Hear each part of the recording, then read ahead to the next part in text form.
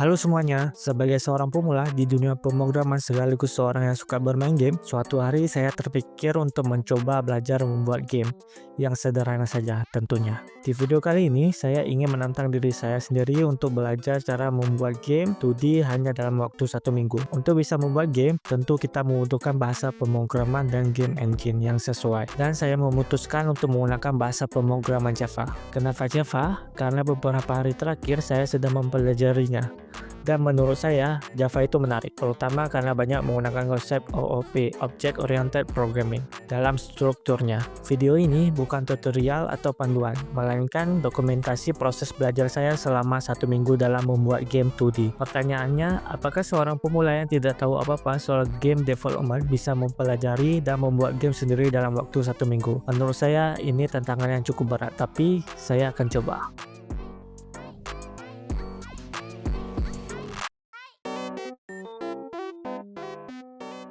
Di hari pertama, hal pertama yang saya lakukan adalah mencari tutorial di YouTube tentang cara membuat game menggunakan Java. Setelah mencari beberapa saat, saya menemukan sebuah playlist yang cukup lengkap berjudul How to Make a 2D Game in Java dari channel Ray Snow. Playlist ini membahas secara bertahap mulai dari mekanisme dasar game 2D hingga bagaimana membuat user interface dalam game. Setelah menemukan tutorial tersebut, saya langsung melanjutkan ke tahap berikutnya, yaitu menyiapkan IDE. Untuk proses belajar ini, saya memutuskan menggunakan Eclipse sebagai IDE utama saya. Karena Eclipse cukup populer untuk development Java, dan saya sudah sedikit familiar dengannya. Setelah menyiapkan IDE Eclipse, saya mulai membuat dua file penting, GamePanel.java dan main.java. Di GamePanel.java, saya mengatur ukuran layar game dengan menentukan ukuran tile atau kotak, dan juga kolom serta baris. Misalnya, satu tile berukuran 48 pixel, lalu saya buat 16 kolom dan 12 baris. Jadi ukuran layarnya 768 x 576 pixel. Saya juga memberi background hitam dan mengaktifkan fitur double buffering agar gambar di game tidak terlihat patah-patah saat bergerak. Lalu di main.java, saya membuat window game menggunakan Gframe. Di dalamnya, saya menambahkan game panel yang sudah dibuat sebelumnya. Saya juga mengatur agar window gamenya tidak bisa diubah ukurannya, memberikan judul sederhana dan membuatnya tampil di tengah layar. Sampai tahap ini, hasilnya adalah window game kosong berwarna hitam yang siap diberi logika dan tampilan game. Selanjutnya adalah membuat karakter gamenya. Karena saya ingin tampilannya bergaya pixel art, saya menggunakan website Pixel Art. Di sana, saya membuat 8 gambar karakter dari 4 arah yang berbeda, depan, belakang, kiri, dan kanan, masing-masing dengan 2 pose berbeda agar terlihat seperti animasi saat bergerak. Walaupun hasil gambarnya masih sederhana, yang penting sudah bisa dipakai untuk percobaan awal. Untuk menggerakkan karakternya, saya menambahkan logika baru di GamePanel.java dan membuat kelas Player.java. Disinilah karakter akan merespon input keyboard seperti tombol arah. Saat tombol ditekan, karakter akan berpindah posisi dan sprite-nya akan berganti, menciptakan efek animasi yang membuat gerakannya terlihat lebih hidup dan tidak kaku. Kecepatan, arah, serta gambar sprite-nya dikelola semua di dalam kelas Player. Dan ini hasil dari karakter game yang telah saya buat dan saya tambahkan logika untuk menggerakkan karakternya.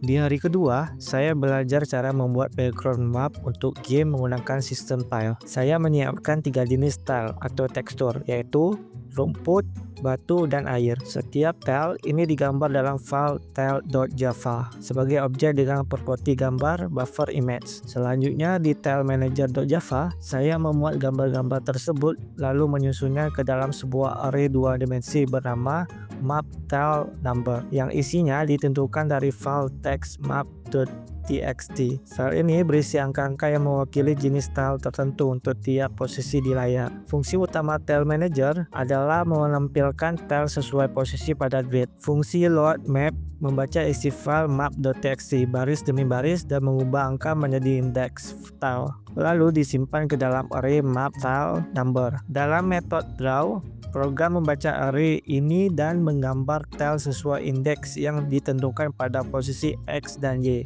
di layar menggunakan graphics 2D. Hasilnya adalah background map yang bisa otomatis digambar ulang sesuai isi file map.txt. Sistem ini jauh lebih efisien daripada menggambar manual satu persatu karena tinggal edit file teks saja jika ingin mengubah layout mapnya. Pada hari ketiga, saya memperluas tampilan map agar area game bisa dijelajahi lebih luas. Saya menambahkan 3 tekstur baru untuk map: tanah, pasir, dan pohon. Penempatan tile ini dibuat secara acak agar visual map terlihat lebih menarik dan dinamis. Selain itu, saya juga memperbesar ukuran map di map.txt dan menyesuaikan jumlah kolom serta baris agar cocok dengan area eksplorasi yang lebih luas. Selanjutnya, saya menambahkan fitur collision agar karakter tidak bisa menembus objek tertentu seperti batu dan pohon. Pada metode update di file player.java terdapat pemanggilan gp.checker.checkTile yang akan mengecek apakah tile di area yang dituju memiliki collision. Proses pengecekan ini dilakukan oleh file collisionchecker.java yang menghitung posisi karakter di world berdasarkan koordinat dan ukuran solid area, lalu membandingkannya dengan data tile map. Jika tile tersebut memiliki collision sama dengan true, maka gerakan karakter akan diblokir. Selain itu, saya juga mulai menambahkan fitur interaksi objek seperti kunci, pintu, dan peti. Misalnya, saat karakter menyentuh objek kunci, variabel husky akan bertambah, dan saat menyentuh pintu dengan kunci yang dimiliki, pintu akan terbuka. Interaksi ini diatur melalui metode pickUpObject di file player.java. Untuk membuat suasana gamenya lebih hidup, saya menambahkan background musik yang saya buat menggunakan website Beatbox, dan saya implementasikan melalui file sound.java menggunakan fungsi play musik dan loop. Musik tersebut diputar secara berulang dengan membaca file.wav dari resource game, dan inilah hasil perkembangan game yang saya buat pada hari ketiga.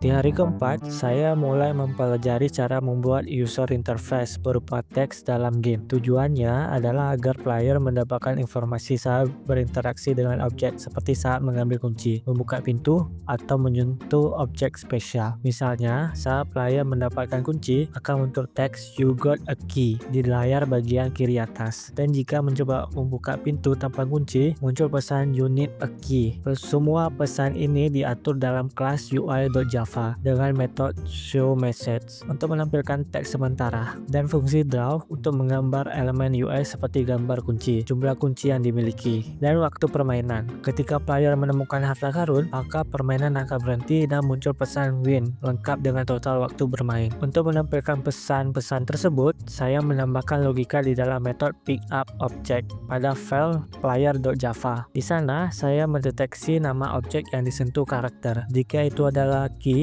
maka jumlah kunci husky bertambah dan suara efek diputar. Kemudian, pesan ditampilkan melalui gp.ui.showMessage. Begitu juga saat menyentuh door. Jika memiliki kunci, pintu terbuka dan pesan dikirim. Jika tidak, pesan peringatan muncul. Saya juga menambahkan objek seperti poop dan lighting yang mempengaruhi kecepatan player, serta objek chest sebagai penanda akhir game. Saat chest disentuh, musik berhenti, suara efek diputar, dan UI akan menampilkan pesan "You found the treasure" dan "Congratulations" bersama dengan waktu yang telah dicapai player saat bermain game.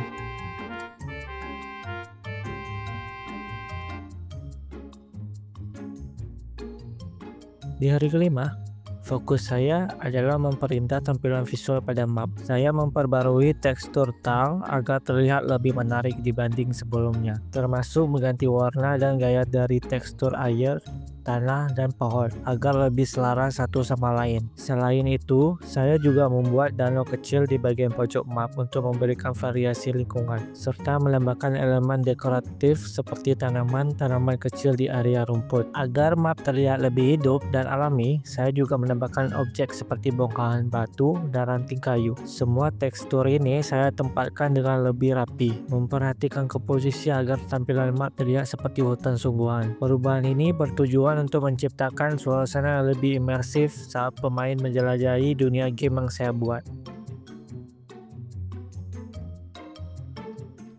Di hari ke-6, saya mempelajari cara menambahkan karakter NPC ke dalam game. Sebagai contoh, saya menggunakan karakter Old Man dari aset buatan channel Ray Snow. NPC ini saya program agar bisa bergerak sendiri secara acak ke arah atas, bawah, kiri, atau kanan. Gerakannya diatur dalam metode asset action pada file npc oldman.java yang akan memilih arah baru setiap 2 detik per 120 frame. Gambar animasi NPC juga dimuat di metode getImage dengan masing-masing arah memiliki 2 spread berbeda untuk efek animasi saat bergerak. Untuk menempatkan NPC di dalam dunia game, saya membuat file asset setter.java. Di file ini, metode setNPC digunakan untuk mengatur posisi awal NPC pada koordinat tertentu dalam bentuk world tile. Selain itu, saya juga menambahkan sistem dialog agar player bisa berinteraksi dengan NPC. Dialog ditentukan di metode setDialog pada file NPC dan dipanggil menggunakan speak saat tombol enter ditekan. Di file player.java, metode interact NPC akan memicu dialog jika karakter berdiri di dekat NPC dan tombol enter ditekan. Dengan ini, interaksi antar karakter dalam game menjadi lebih hidup dan imersif.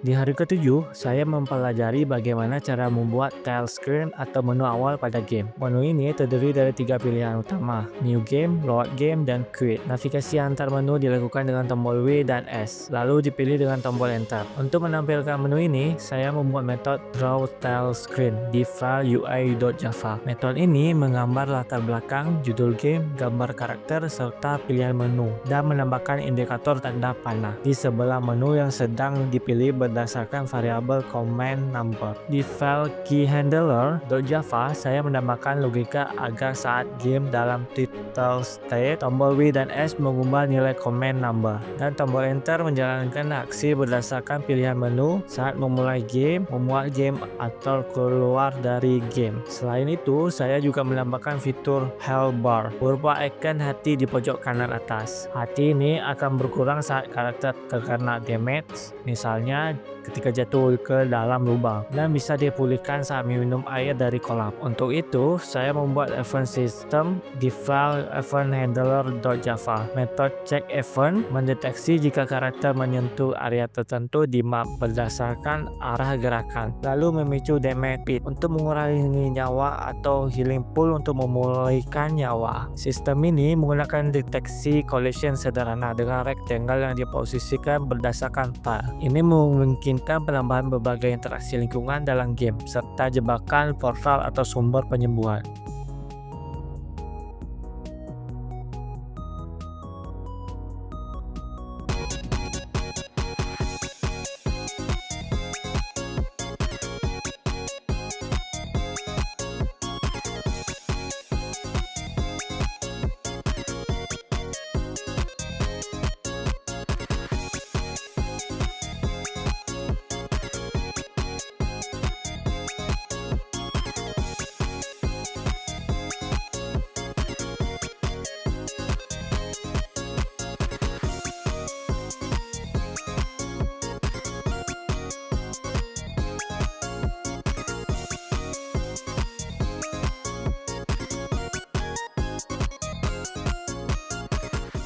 Setelah menjalani proses belajar selama 7 hari dalam membuat game, saya menyadari bahwa membuat game bukanlah hal yang mudah. Prosesnya membutuhkan waktu, konsistensi, dan pemahaman dari berbagai aspek, mulai dari mekanisme gameplay, desain karakter, pembuatan map, hingga pengolahan audio dan musik. Apalagi jika dikerjakan sendiri, kita harus mempelajari banyak hal dari nol. Meskipun belum sempurna dari tantangan ini, saya jadi memahami bagaimana tahapan dasar dalam pengembangan sebuah game 2D dimulai. Selama proses ini, saya banyak terbantu oleh video tutorial dari channel Ray Snow, khususnya playlist How to Make 2D Game in Java.